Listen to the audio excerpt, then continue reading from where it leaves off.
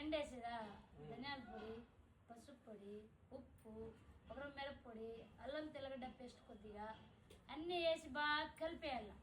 ఒక 5 నిమిషాలు నాయినాక ఒక పట్ట పెట్టి అక్కడ ముక్కలు సపరేట్ గా ఎండబెట్టాలి. పీసులుగా కొద్ది గంట ఎండ తిన్న తర్వాత మళ్ళీ తిప్పుకోవాలి దాన్ని. మళ్ళా తిప్పించి 2 రోజులు ఆరాలి. ఒక 2 రోజులు లేదా 3 రోజులు బాగా ఎండిపోతుంది. ఈ ఎండకైతే 2 రోజులే చాలా బాగుంటది. నిజంగా చూడు ఒకసారి, మేము చేస్తాం అప్పుడప్పుడు. ఉపాస్తులు ఎండిపోయిన తర్వాత ఎట్లా చేయాలి అంటే ఎర్రగడ్డ మామూలు మసాలా అంతా తిరుగుబాటు చేసి ఆ తిరుగుబాటులో ముక్కలు వేసేసాము.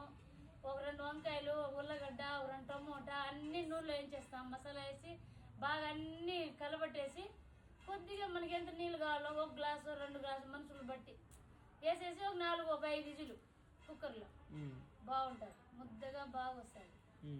ఒకసారి ఇట్లా చూడు అన్న చెప్పింది చెయ్యి, బాగుంటది. అన్ని రకాలు బాగుంటాయి.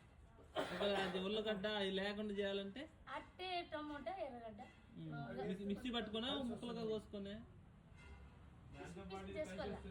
వంకాయలు 4 పీసులు, టమోటాలు 6 మిక్సీ అయితే కాదు, సన్నగా కట్ చేసి అన్ని మసాలా వేయించుకొని ఈ ముక్కలు కూడా వేయించుకొని కుక్కర్లో పెట్టేస్తే బాగుంటుంది. సంగటికి బాగుంటుంది, అన్నంకి బాగుంటుంది.